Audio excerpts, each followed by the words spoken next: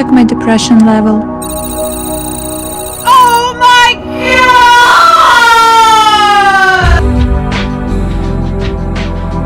Inside an empty rage. Inside an empty rage. Inside an empty rage. Inside an empty rage.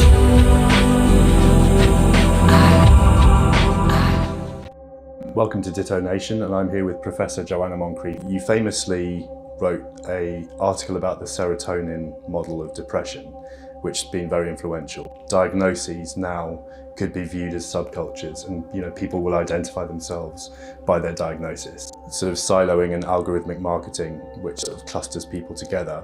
This search for new forms of identity, kind of after identities formed by ethnicities and nationalities and music, genres and that kind of thing. I see this new subculture trend emerging that's based around, for example, ADHD, autism, borderline personality disorder is another big one. So my work has been mainly about different ways of understanding the sort of drugs that we prescribe for mental health problems like antidepressants. The main point that I've been trying to make is that we are misunderstanding what they do and how they act. And this misunderstanding is the idea that they work by targeting an underlying biological abnormality that produces the symptoms of the problem or the disorder that someone is said to have. That model of how drugs work has been borrowed from the rest of medicine, where it is a fair description of how drugs work. So in medicine, even if a drug doesn't target the underlying basis of the disease, most drugs act on the mechanisms that produce symptoms. So if you think of your inhaler, your asthma inhaler, what that is doing it's not curing the cause of asthma, but it is dilating the passages in the lungs which constrict during an asthma attack and cause wheezing. And because it dilates those air passages, the wheezing is relieved. So that's how it works. It works on the biological mechanism that produces wheezing. I've been suggesting that there is no evidence that any class of medication that we prescribe for mental health problems works in that way. And that's partly because we have no evidence that for biological mechanisms underpinning any mental health problems or symptoms. But it's also partly because there's another way of understanding what drugs are doing when someone takes a drug. And that is what I've called the drug-centered model of drug action. And I've called it that to emphasize that drugs like antidepressants, for example, are drugs. And drugs are chemicals that change the normal state of the body. And the sort of drugs that are prescribed for mental health problems cross over into the brain, so they change the normal state of the brain. Hey guys, so I'm going to take you through the invisible illness Leonard I've been making. So first off is my little fidget toy, little kitty. Then I've got my COVID certificate and my medications, chronic fatigue syndrome, anxiety, borderline personality disorder, autism, depression, chronic pain, costochondritis and ADHD. And you can think of them really as being fundamentally quite similar to recreational drugs like alcohol. So if you drink a lot of alcohol and you're feeling sad, often you no longer feel sad anymore because the alterations produced by alcohol, the altered state that it produces, overrides your underlying feelings. And we have a phrase for that in English. We talk about drowning your sorrows. We also know that alcohol is good at counteracting social anxiety. Alcohol does that because the characteristic alterations it produces include this state of social disinhibition, and that temporarily overrides feelings of anxiety that some people have when they're in social situations. That is the drug-centered model, and what I'm suggesting is that drugs like antidepressants, antipsychotics, or drug treatments for ADHD, for example, work in that way as far as they work, as far as they have a specific pharmacological effect, because of course a lot of their effect is a placebo effect, we know that. But as far as they have a specific pharmacological effect, it is likely to be because of these alterations that they produce. And they will produce those alterations in anyone, regardless of whether they have an underlying disorder or not.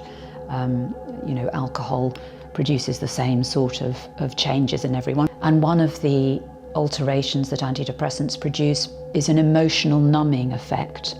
People describe how antidepressants reduce the intensity of positive feelings like happiness and joy, as well as negative feelings. That is obviously going to impact on someone who is feeling depressed. That's going to make their depressed feelings register as less. So to be clear, in terms of depression, for example, or what you would now call bipolar, what I was told when I was younger, for example, is that it's, if you have depression, it's a chemical imbalance.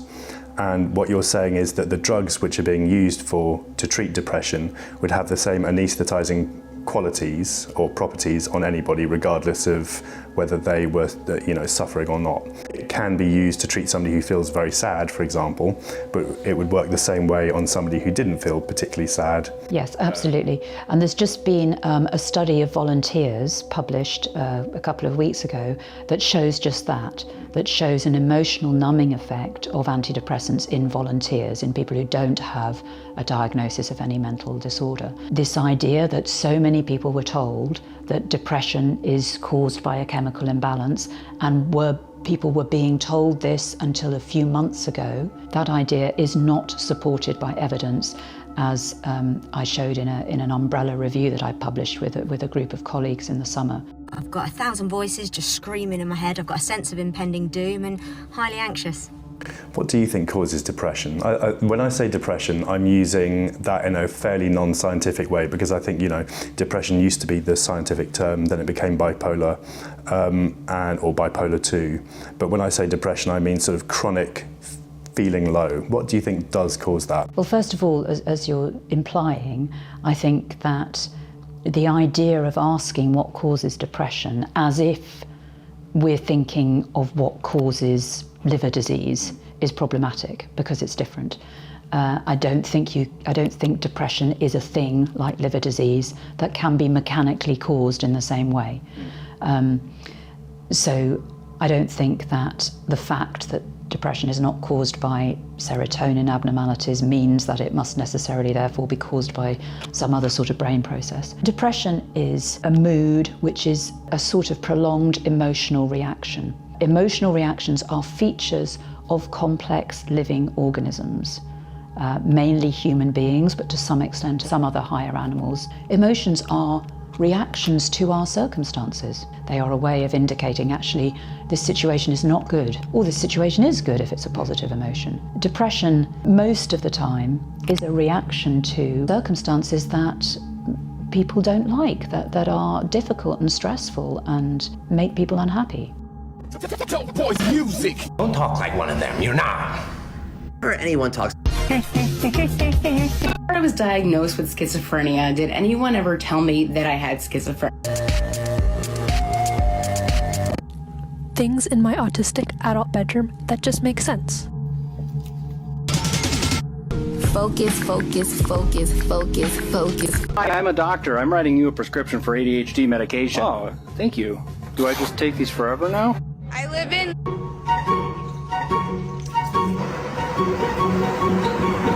I've witnessed atrocities.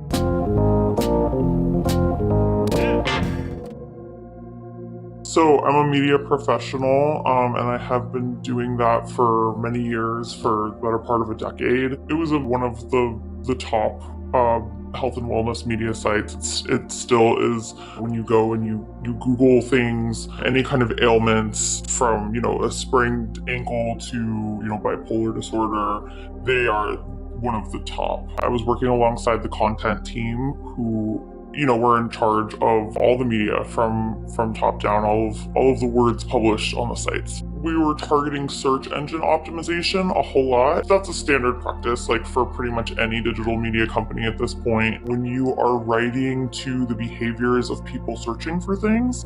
So that's taking analytics from search engines, specifically Google. They sort of like rule the entire internet. That means that you're getting information on what people are searching for, how they're searching for it, meaning like the phrasing that they're using, different keywords, stuff like that. You're creating content, articles, websites that those Google trawlers can kind of like pick up on and then push your content to the very, very top of like the Google search page. So there was a really aggressive push over a couple of years to target some really specific things that people were searching for, especially in mental health. The company was putting out articles like that were very basic about like, you know, what is borderline personality disorder, what is schizophrenia, what is Asperger's or autism spectrum disorder. They were also doing a lot of quizzes in the mental health sphere. They had a whole landing page specifically for quizzes, so you could sort of do these question and answer tests to see if you possibly were on like the spectrum for autism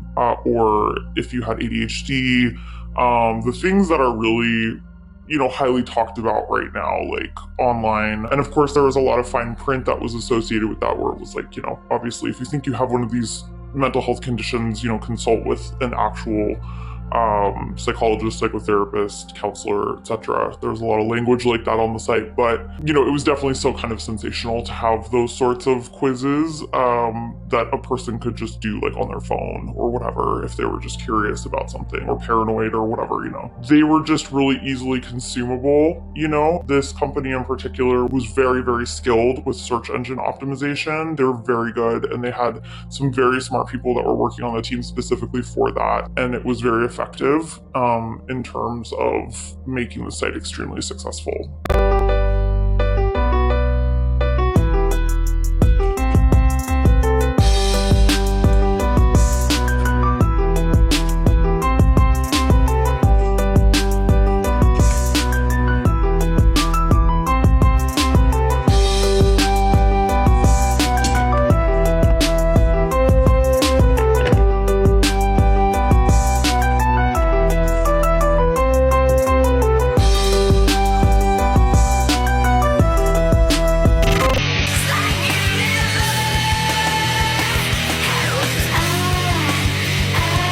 Exactly. This is why my whole polycule is autistic. We fuck better. I always thought that mental health disorders were a combination of environmental, historic, and maybe genetic factors. That's an opinion shared by some, and it feels like in the last sort of couple of decades, people have really been chasing after the biological factor, or, you know, the genetic factor, or whatever it is, the neuropharmacological factor, because you can monetize that and you can treat it in a very, you know, I don't want to get too sort of Marxist here or whatever, but that fits into a capitalist structure quite well, because you can target it and monetize the cure of it, whereas you can't do that so easily with environmental factors, and you certainly can't do it with historical trauma. And the treatment for trauma is probably far more difficult because it involves relationships with therapists and counselors and that kind of thing. Our emotions, including depression, are a response to our current circumstances, but the way that we respond to our circumstances is inflected by our past experiences, and also probably to some extent by our genetic makeup. So yes, absolutely, I think that's right. And there's lots and lots of evidence that people who have had, you know, adverse events in childhood or been maltreated in childhood are much more likely to get depressed than people who haven't. As a whole, the mental health services have tended to focus on the biological origins of mental health problems because, well, for a whole variety of reasons. Partly, I would agree with you, because it makes them easier to commodify. It provides opportunities for various actors to make profit, the pharmaceutical industry, but also private health companies. But I think there are other reasons as well. I think simplifying what are actually very complicated human problems in this way is convenient for politicians. The political system as a whole doesn't have to look at society and think, oh goodness, you know, so many people are unhappy and struggling, we need to make big changes. Instead, they can just say, okay, we just need to increase funding for mental health services. That's a much easier thing to do. And I think if you look at people themselves as well, there is sometimes a desire to want a quick fix, to believe that this is a problem in the brain that can be solved by something as simple as a drug. So I think there are all these factors that, you know, sort of boost this idea that mental health problems are biological conditions that can be treated with drugs. I take my meds every night as prescribed, and I've woke up this morning and I feel like I am disassociating. The other thing that a lot of psychiatrists do, I think, and psychiatric literature does, is to talk about theories.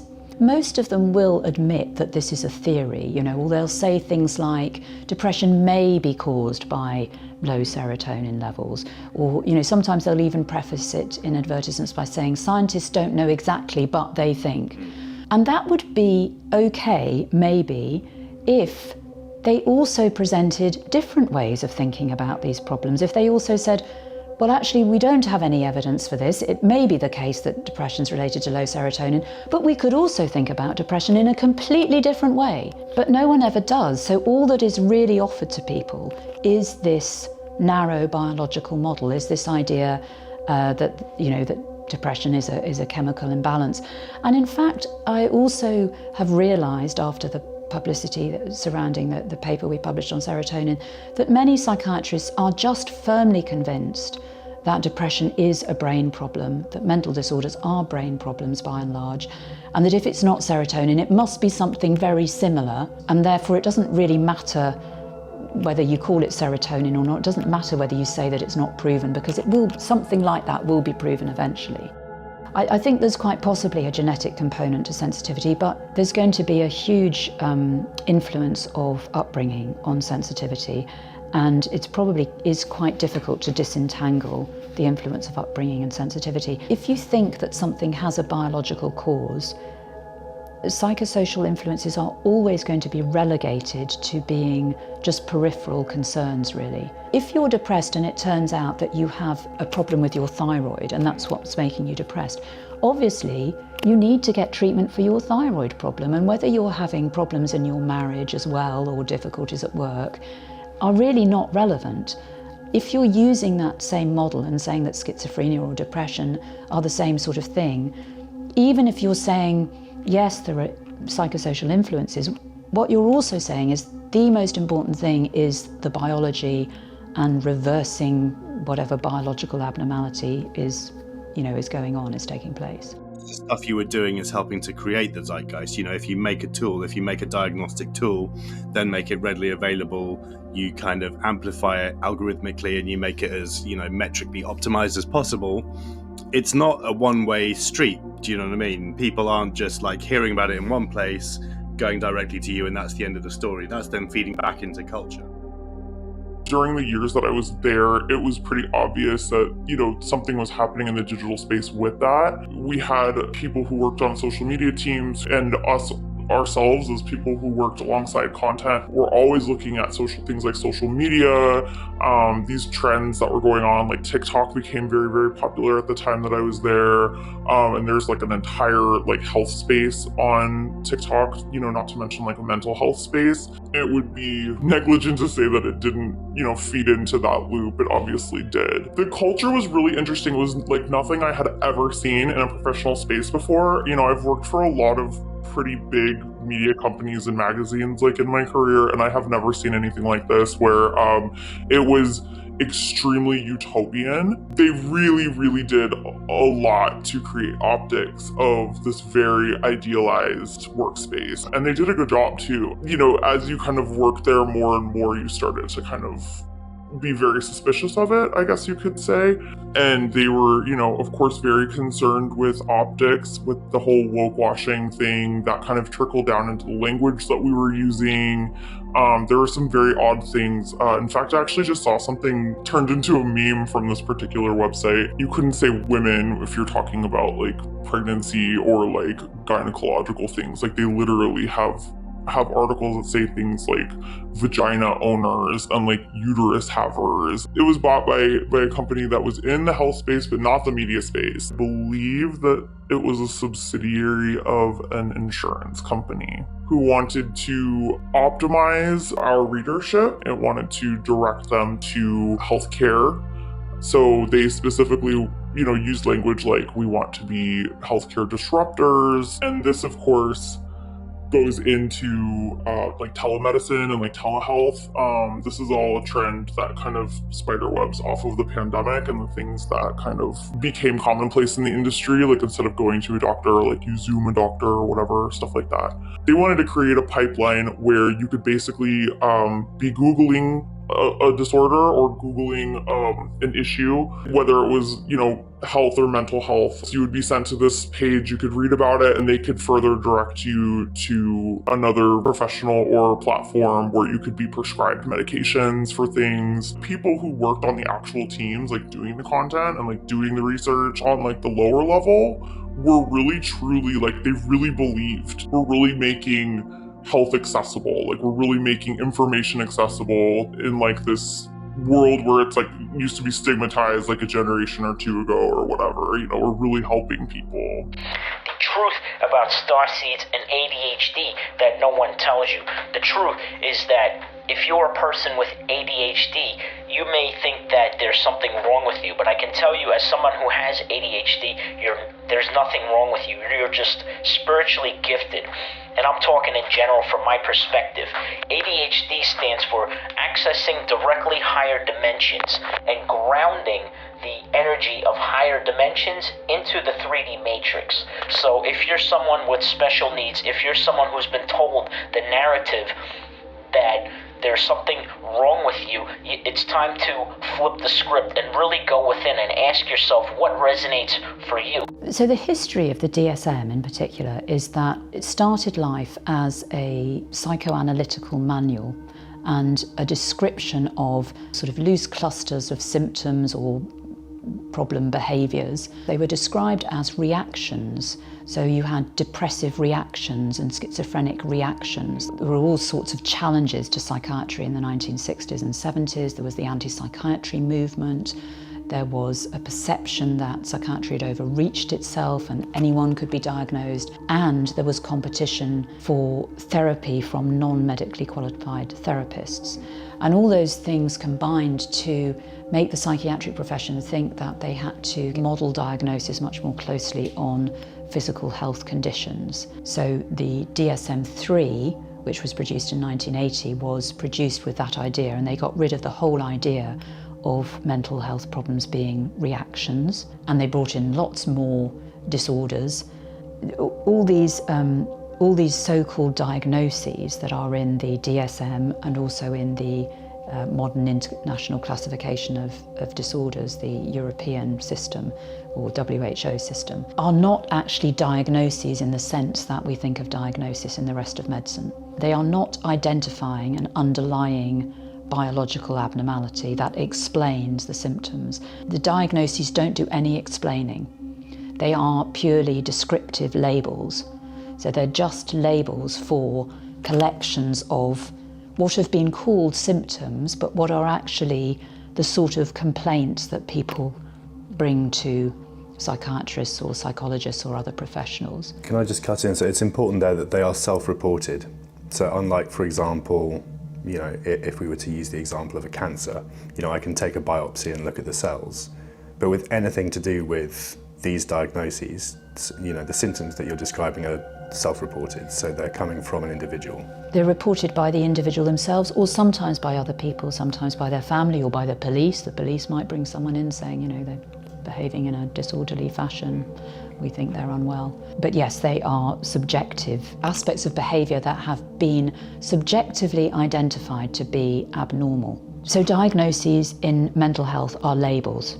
They are not explanations. I think that's the most important thing, because I don't think people always understand that. They think that when they've been given a diagnosis, it explains something. It doesn't explain anything. It's just the way that the doctor has decided to call the problems that you have described.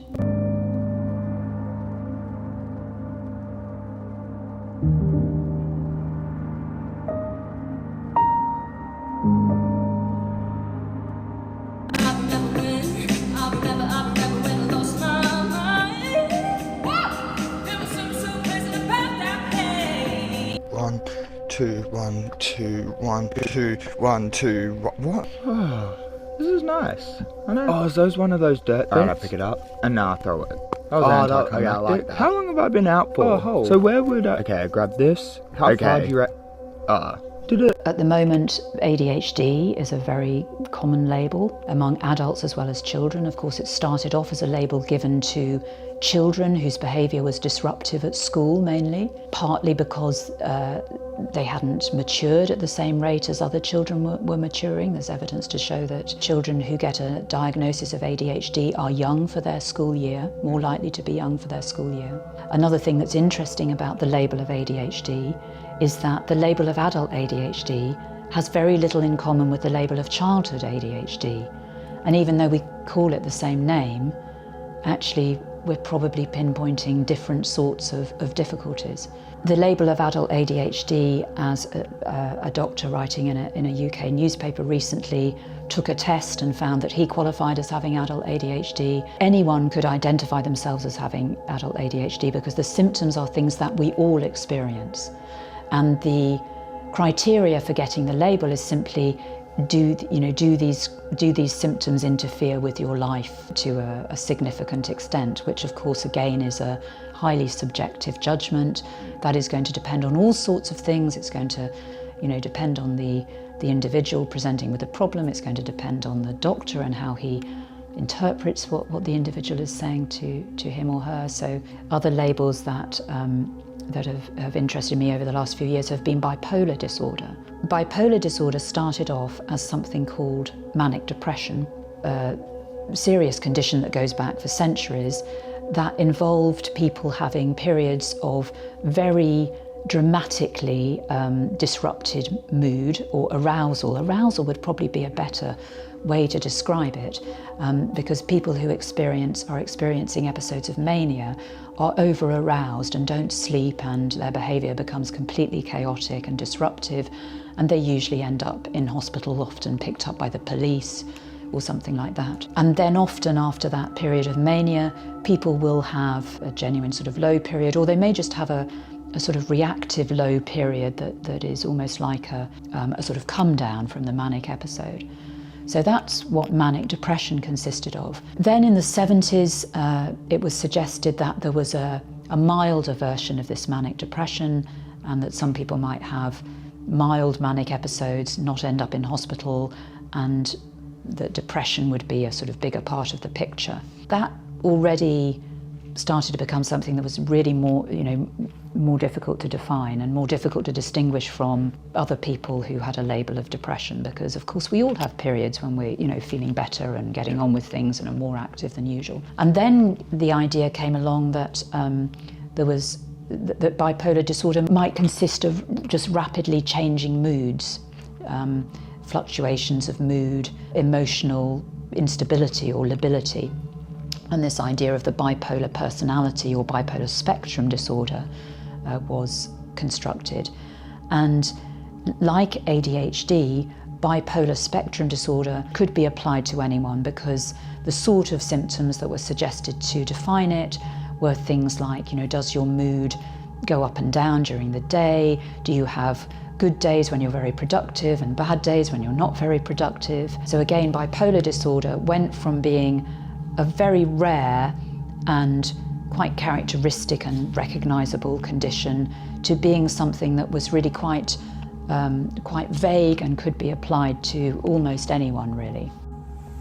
I'm fucking bipolar. Wait, no, I'm not. Oh shit, yes. Some days I feel like I can conquer the world, and other days I want to stay all day in bed. Sometimes I feel that nobody really fucking understands me, cause I literally have a fucking chemical imbalance in my brain. Ain't that just dandy? Whether I tell you to stay or to fucking go away, please don't take it personally. Before you throw me to the side and call me Jekyll and Mr. Hyde, take the time and motherfucking get to know me.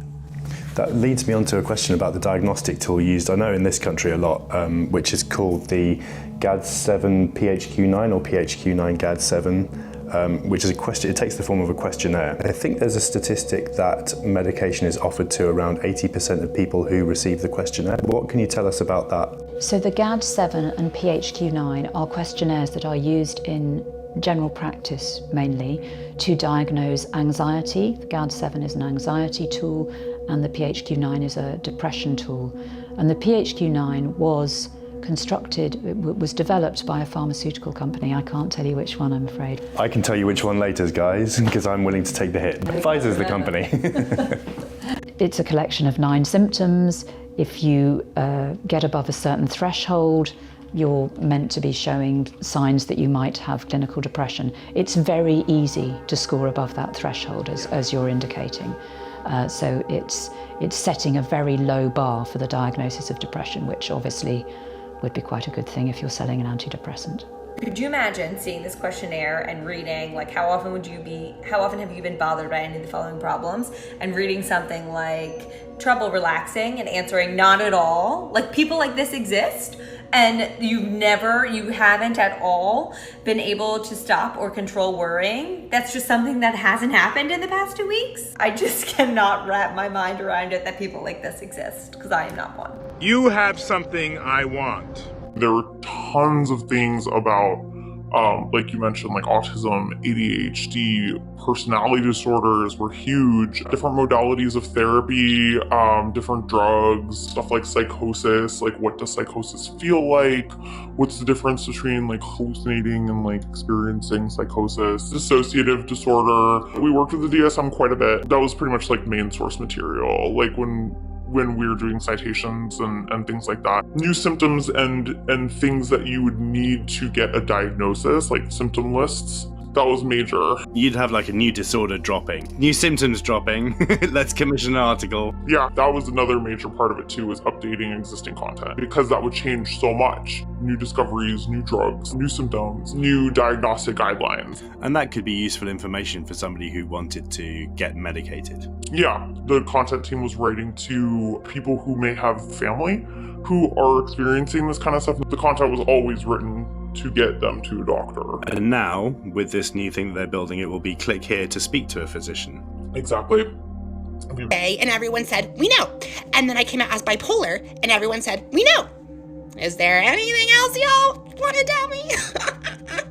Antidepressants come from numerous different chemical classes. They're all doing completely different things. Lots of drugs that are not considered to be antidepressants have similar effects, equivalent effects to antidepressants in randomized controlled trials, including things like opiates and benzodiazepines, barbiturates. The one thing they all have in common is that they all are psychoactive drugs that change the normal state of the brain and therefore the normal state of our thinking and emotions, etc. Drugs that do not have psychoactive effects have not been found to have antidepressant effects, and there are a couple that have been tried. Folic acid was tried, for example, for depression, and a thing called substance P, and both of them failed. So it looks as if giving someone something that makes them feel a bit different lowers their depression scores. I think there are various explanations for that. I think the most likely explanation is it's an amplified placebo effect that people are experiencing. So they're not meant to know whether they're getting the placebo or the antidepressant, but of course many people can guess, particularly people who are taking the antidepressant because they start to feel a bit different. And that is likely to give people an amplified placebo effect, because they think, I've got the active drug here, I haven't got the placebo, I've got the real drug. And so those people are likely to do a bit better than the people who just get the placebo. That makes sense. I guess could an analogue be something like homeopathy, where there is an argument that, in randomized controlled trials with homeopathy, the act of going to see somebody who will talk to you and give you a thing, that can be enough to help you with whatever it is you're suffering from. So it's kind of irrelevant whether or not the substance works. The fact that there is a process involved is enough to kickstart some kind of recovery or to act as a valid treatment. Is that kind of an analogue to the effort, to the action that drugs are having? Yes, absolutely. I mean, lots of things happen when you go and see a doctor and you get a prescription for antidepressants. You give part of your problem to someone else. By acknowledging it and acknowledging it publicly, other people are taking some of the burden from you. You feel listened to, you feel heard, someone offers you some support, and then if you get a prescription, you hope that that prescription is going to make you better, and all those things are going to contribute to you improving. But the other thing that that all these drugs may be doing is, by making people feel different, somehow distracting them from their underlying feelings. And that's maybe what I was saying about ECT. ECT basically shakes up the brain, obliterates someone's short-term memory, at least for a short period of time. So people are distracted from their depression, from their low mood. They're sort of shaken out of it temporarily. And what we know with ECT is, although some people seem to get better for a short period of time, the effects wear off, and in a few weeks' time people are about where they would have been anyway. So I guess that leads us neatly into the current trend for hallucinogens and ketamine therapy. Mood-altering drugs or mind-altering drugs have a similar effect on depression. That means that ketamine and hallucinogens, psilocybin, that kind of thing, would work in a similar way. So yes, I mean, that suggests that any psychoactive substance that makes people feel a bit different is going to have either a placebo effect or just an overriding effect and distract people from their depression. Hallucinogens have been used in a slightly different way, though. The trend for ketamine and for hallucinogens started out, at least, as this idea of psychedelic-assisted psychotherapy. So there was the idea that when you're under the influence of a psychedelic substance, you may have some insight into the nature of your difficulties and get some ideas about how you could progress, and that a therapist might be able to bring out those insights. So I have some sympathy with that model. I think it's potentially quite interesting, although I think it's been sort of overhyped a bit, but I think it's potentially interesting. What worries me is that what's happened in the States with ketamine is that the therapy is expensive. And ketamine's cheap. And ketamine's cheap. And so actually the therapy quickly falls away, and it just becomes ketamine treatment, and people just turn up for their ketamine hit. I don't think we should then call that a medical treatment. Not a medical treatment. Julie joins us, and you've had a few of these treatments just in the last week, right? 2. What was your experience like? How are you feeling following that treatment? After my first treatment, I woke up the next morning and I had less heaviness in my throat and my chest. Things would change also with the news. There was all that stuff with Johnny Depp and Amber Heard. They were claiming she had some kind of personality disorder or whatever. They both did. That kind of stuff was real successful. That was a very poised strategy in terms of kind of getting eyeballs on the page. If there was something like that in the news, people kind of automatically gravitate. We had stuff on what it's like to date a person with personality disorders, all those different keywords, what is love bombing, what is discarding, these real common cluster B kind of situations. There would be ones that were really broad, where it was what is an eating disorder? And a rundown of what the DSM says, basically. Maybe with some quotes from some actual physicians and stuff like that. And then it would get very granular. And then it would say, okay, here are I think there's 8 or 9 eating disorders in the DSM, if I remember. And it would just, just kind of spiderweb off into content about those specific things, like anorexia nervosa, bulimia, binge eating disorder, really weird ones like night eating, sleep eating and stuff like that. And then it would get even kind of smaller and more granular of based on what people were searching for and what they were interested in. So stuff like, can men have eating disorders? They were doing a big project where they were gathering all of these different conditions and all of the content for each condition, under umbrellas, pages, landing pages. So there would be a schizophrenia page, there would be an eating disorders page, there would be an autism, ADHD, so on and so forth. Literally everything that you could think of, and they would start with, in production, they wanted to produce the ones that were the most popular first. So it was those ones. And just boom, boom, boom. Here's an article on what the symptoms are. Here's an article on how a diagnosis is made. Here's an article on the different medications or different treatment plans that are used for this particular thing.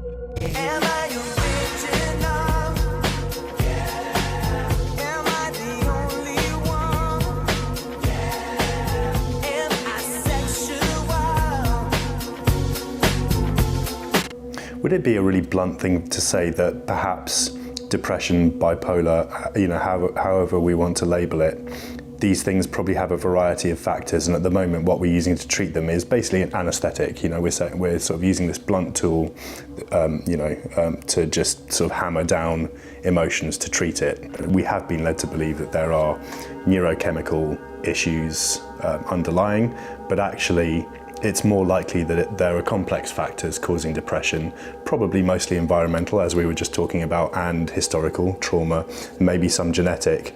But that we're just using a one-size-fits-all solution to that at the moment because the alternatives are too difficult or expensive. But the social prescription is basically being prescribed, say, joining a cycling club, and they have been shown to be, shockingly good for people. But what surprised me is that it's not done as a matter of course. This is kind of portrayed as a radical idea. Yes, I think the whole system is organised so that is the result. So you come in, you say what your problems are, they get translated into symptoms, you get a label, and then you get a drug for the label. And in the process, what your actual problems are and how to deal with them in a sort of creative or imaginative way that actually might produce a sustained solution, it gets lost. It's no longer part of the conversation. It's one of the arguments that I hear most often for the validity of, say, an ADHD diagnosis or a bipolar diagnosis is that it gives you access to help, especially for children. If they don't have that diagnosis, they don't have access to the help they need. But it has this kind of cyclical effect where we're creating more and more people who believe that they are an ADHDer or a kid with ADHD, whereas actually, they have been given that label to access help, and the help. Do you see what I mean? It becomes a vicious circle. It's really problematic. It's really problematic. It's something I think we really desperately need to do something about. You can completely understand if your child is struggling at school and there is help available, and to get that help you need to label them. You're going to do it. But there are negative effects from getting that label, because then that child may start to absorb this idea that there's something wrong with them, something wrong with their brain. Not just that, they were struggling with this particular thing. And it's the same with adults. Often labels can help to, like you say, to access support, to access financial support. That can be really important. But again, they feed into people's self-image, and then people start to see the rest of their lives in these terms, see the rest of their lives in terms of, I'm a person with ADHD, I'm bipolar. How's your day going? Oh, I woke up. And that was the first problem. I think it's a bit like astrology. I think if you have it in your head that, I am an XYZ, I'm a whatever star sign, these are the behaviours that I should exhibit. I think people very radically underestimate how powerful that is, and how hard it is to get those things out of your head, and how hard it is for other people not to prejudge you on the labels that we give ourselves. So if I were to say, I am a Sagittarius with ADHD, XYZ, it doesn't really matter if anybody else knows that or not. Those are the narratives that I'll hold, and that's how I will define myself. Do you think that people underestimate the power of that? Yes, I do. I agree with you. I think it's really powerful. And there have been some studies that show that people who believe, for example, that depression is caused by a chemical imbalance are more pessimistic about their chances of recovery and less likely to think that anything that they do is going to improve their outcome. So I think absolutely it has this, what Ian Hacking calls looping effect, that you get the label and then you start to interpret everything in terms of that label, and everything therefore confirms the label for you. And he was writing about how people understand their behaviours and their problems through a concept that is offered to them. And I think this is probably what we're seeing with people having sort of ready access to the internet and sharing videos and sharing stories, that people are picking up on different frameworks through which to understand their individual difficulties. Let me go out of this room for 10 minutes, yeah? Because my ADHD, I can't help it. I can't help it, my ADHD, lad! I can't help it! My ADHD, I can't help it! Put it down! Tell me! Put it down then! Put your phone down! Put it down! Put your phone down! He got stabbed up to death because she pissed me off, yeah? You little dickhead! You little dickhead, yeah? Man's handle covered in blood, yeah? Man's gonna get loads of time for stabbing him up, yeah? But he was a nonce and loads of people after him, so it did the man a favour, innit? People are interested in things online, you know, things sort of surface in consciousness, in the zeitgeist, as you were saying. Those things then get searched for. The more that those things get searched for, it becomes a kind of feedback loop and a self-perpetuating kind of algorithmic mechanism where it kind of demands content, you know, it sort of summons these things from the deep. And then, you know, people, you know, like the company that you're working for will then create these things in response to these searches. Rather than just give people the information, somebody has thought, you know, people have thought, okay, we can now plug this into a whole, you know, system of things, diagnosis. I don't know what a health coach is, but you know, it doesn't sound very professional. If it's anything like the UK, we now have online legal services, which is basically a warehouse full of 19-year-olds and one lawyer. You know, that kind of thing. I very much doubt that this system is full of veteran doctors or anything like that. It's then being plugged into maybe insurance data. You know, insurance data is very valuable, and diagnosis, prescription, getting people onto medication. When this was announced, there were some real concerns about the professionals involved and whether or not it was going to affect the editorial integrity. We had a very rigorous system of having things medically reviewed across all of the sites at this large company. We were concerned that the actual, like, you know, veteran physicians and psychologists and counselors and clinicians that were medically reviewing all of the content, we were concerned that they were going to prefer to work with like their own team of those people. You know, these people had been really carefully hand selected and vetted over a number of years, and had been doing the work for a long time.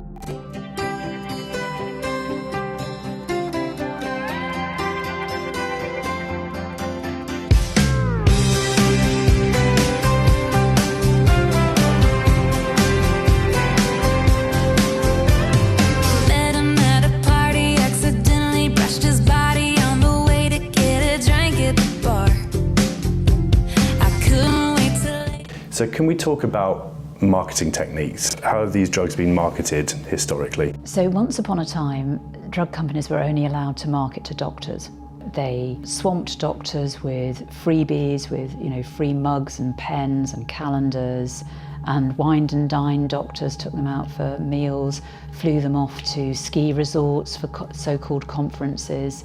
I remember a description of a conference where the different drug companies had set up installations, almost like it was some sort of grand exhibition, and one was an alpine mountainside and one was a circus, for example. But something really important has happened in the last, since the 1990s. The FDA in America allowed drug companies to start advertising directly to the public. And because of the internet and their ability to put material up on the internet. And even though direct-to-consumer advertising, as it's called, is only legal in America and I think New Zealand, those messages get all around the world because of the importance of American culture. So the sort of things that drug companies will do, for example, with depression, they produced a very famous advert with a blob, a sort of sad-looking blob, and talked about how this sad-looking blob had low levels of serotonin, and then took some Zoloft, that's the brand name, and suddenly perked up and looked a lot cheerier. Side effects may include dry mouth, insomnia, sexual side effects, diarrhea, nausea, and sleepiness. Zoloft is not habit-forming. Endless, pictures of nerve cells and chemicals going across them to try and impress on people this idea that depression is in the brain, it's to do with your nerves, and it's chemical, and a drug can put it right. When you know more about what's wrong, you can help make it right. The pharmaceutical industry has been really, really influential in publicising and popularising that idea that depression is a chemical imbalance. And they had to go against people's common sense and sort of deep inner feelings about their emotions. Some psychiatrists in the UK did some research in the 1990s into people's attitudes to depression. And they found that most people believed that depression was caused by, relationship difficulties, divorce, unemployment, child abuse, the sort of things that we know make people depressed. They didn't think it was a brain problem. They didn't think it was due to a chemical imbalance. And they also felt that taking a drug for depression was not a good idea and that it would just numb people. So people, I think, instinctively, have that idea that actually using a drug for an emotional problem is not a good idea. It is like drowning your sorrows in alcohol, which, certainly if you're doing day after day after day is definitely not, going to be good for you. It's a bit analogous to OxyContin, where, people know that, if you give vulnerable people opiates, they'll probably become dependent on them, and it's not through their lack of morality or their weak will.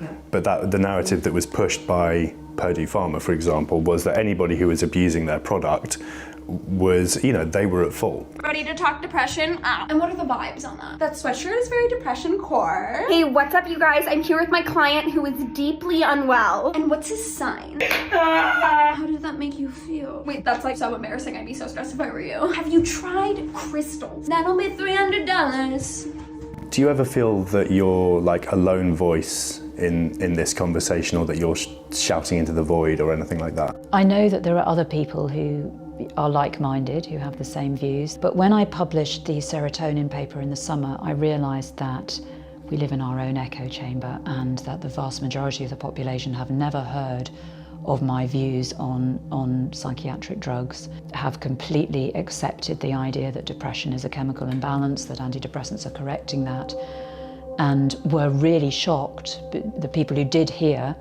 the news of that paper were really shocked to find out that actually the evidence base isn't there. The views of mainstream psychiatry are widely accepted, and it's difficult to get a platform to challenge them.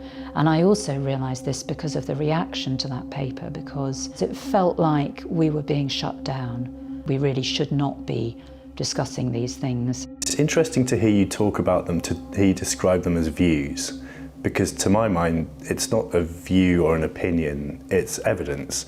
So in a world where, we're describing a world which is not evidence-based, the DSM is not evidence-based, and the efficacy of, the serotonin model and SSRIs, the way that they work, none of it's particularly evidence-based, but what you're saying is, for anybody who wants to read the paper, we'll link to it, but, it's one of the most read research papers in modern times, for sure.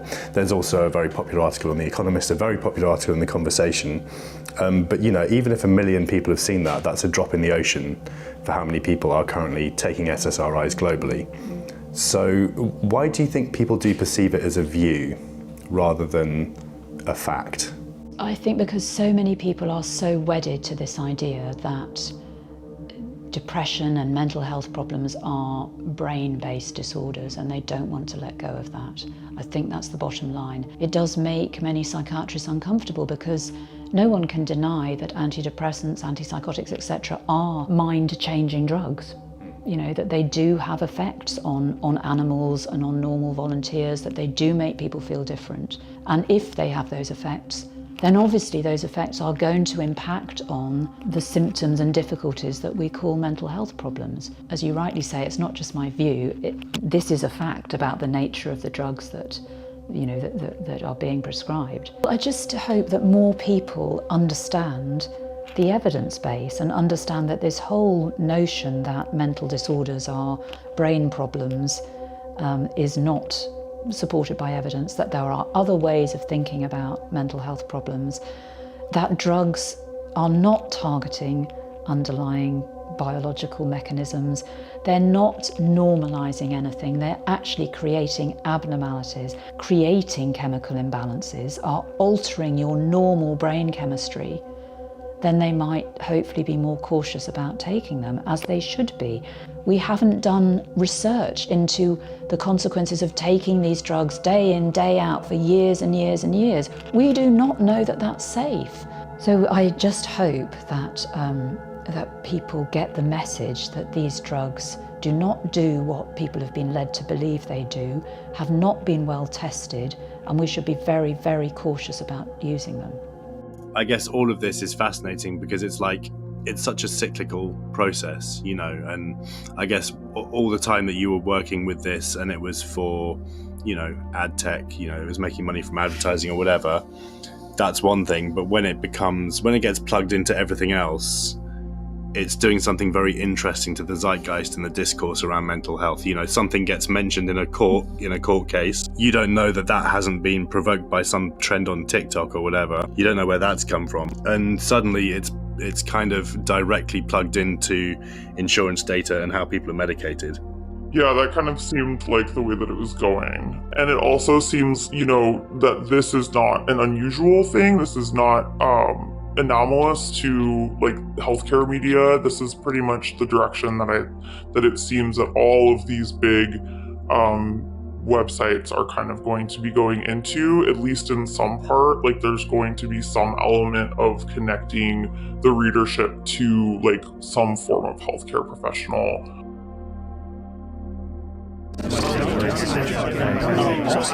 It's entirely possible that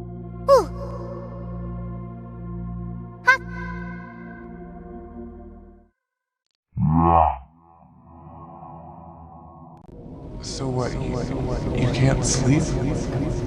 I can sleep. I just don't want to. I can sleep.